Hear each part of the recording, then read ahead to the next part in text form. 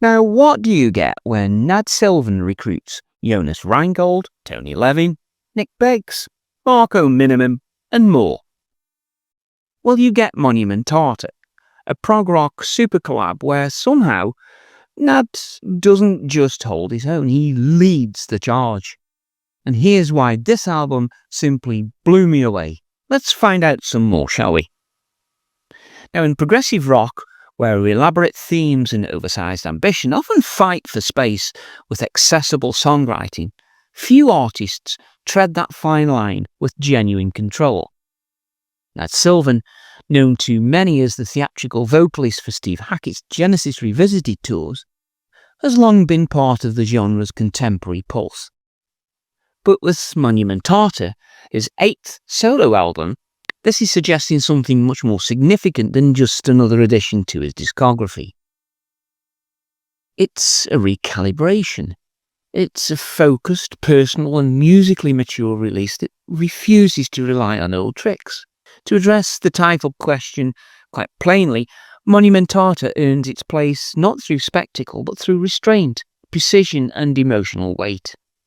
It's a must-hear album because it signals a rare moment where an artist with years behind them stops looking outwards for validation and instead turns inwards, without becoming self-absorbed or obscure. Now, the personnel list for this album really reads like a progressive rock fantasy draft, a who's who of all the current major players. Bassists include Tony Levin, Nick Beggs, Jonas Reinhold. Now, each of them a marquee player in their own right. Drummers like Marco Minimum and Felix Lehman bring technical excellence and creativity. Then there's violinist Joe Dennison of Kansas fame and guitarists Randy McSteen and David Koller. Now, on paper, this could have become a disjointed showcase of egos. But this is where Nad immediately seized control, and instead, these players do something that's really quite rare. They serve the music, not their resumes. Now, Sylvan, to his credit, he doesn't disappear in their presence. He becomes more defined, and this is not a man trying to compete with his collaborators. It's a man who knows what he wants and has brought in the right people to help him achieve it. It's that simple. There's confidence here, there's control, but above all, there's plenty of clarity of purpose. Now, what perhaps is most unexpected and really most welcome is how much of Monumentata is carried by Nad himself. He's known primarily for his voice and dramatic presence, but here, Nad takes the reins on instrumentation and production throughout the whole of this album. Guitar, keys, arrangements, this is his fingerprint. The result is a record that feels unified. Now, progressive albums, particularly those with multiple guest musicians, often risk fragmentation, but Monumentata does not. There's coherence, and more importantly, there's heart. Sylvan's choice to strip back the theatrical elements that dominated early records like the Vampire Trilogy or Caught in the Widow leads to a more emotionally resonant listen. Each song on Monumentata deserves attention, but a few demand it. Now, I expect you all have got your favourites as you get into this album, but here are my early impressions. Secret Lover kicks things off with ominous guitar tones and an atmosphere thick enough to weigh down the room. So if you wanna be my secret lover, yeah. Now, at over 7 minutes, it sets the tone confidently. There's a tension here. It's reportedly drawn from a real-life stalking incident, and the lyrics are unsettling without being exploitative. David Koller's guitar solo is searing, but it's not overplayed.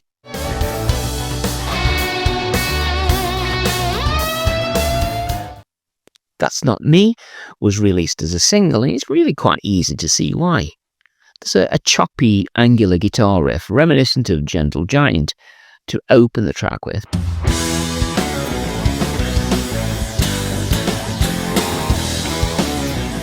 But this really isn't just a pastiche, it feels tight, modern. Nad handles nearly all of this himself, which only reinforces the sense that this record wasn't designated by committee. That's not me. Monte Carlo Priceless sneaks up on you. Initially lighter in tone, it later reveals layers of personal reflection, particularly about Nad's father, a professional tennis player in his day. You can modify the size of days you've seen. There's elegance in the delivery, with restrained instrumental choices that really echo the theme of memory and nostalgia. It's also proof that the quieter moments on this album are just as affecting as the more bombastic ones.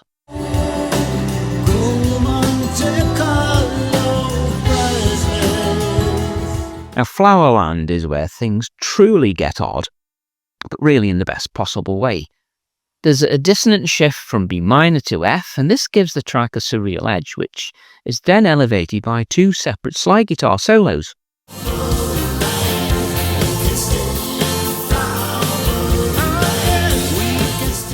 It really shouldn't work structurally, but it does.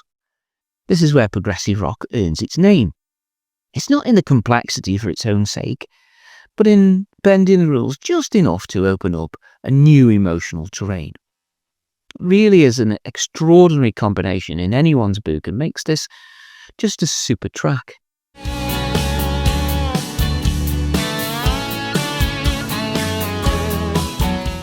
Wildfire changes the pace again, leaning more into blues rock, but without descending into a variety of patchwork sections. Nick Begg's bass locks in with Minimum's drumming in a way that breathes rather than overwhelms.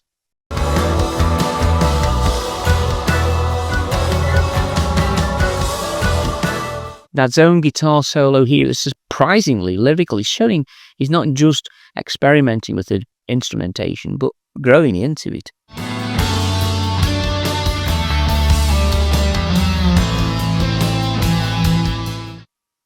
Make Someone Proud is a late album gem, driven by an infectious clarinet. You gotta make a backswing and be a winner. It's funky without being forced and complex without being alienating. It might be the most immediately enjoyable track here.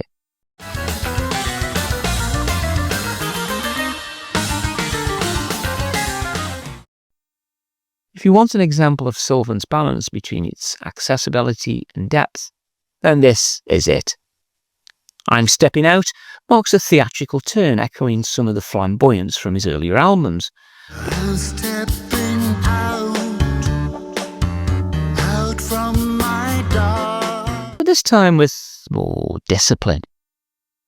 It's dramatic without descending into caricature, with lush orchestration that never drowns the melody in fairness.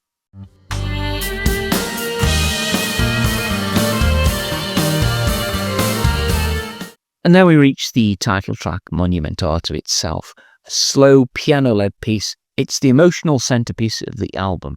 Never had the chance or circumstance of getting closer. The Hungarian word for satata means father, and the song examines paternal relationships, grief, distance, possibly regret.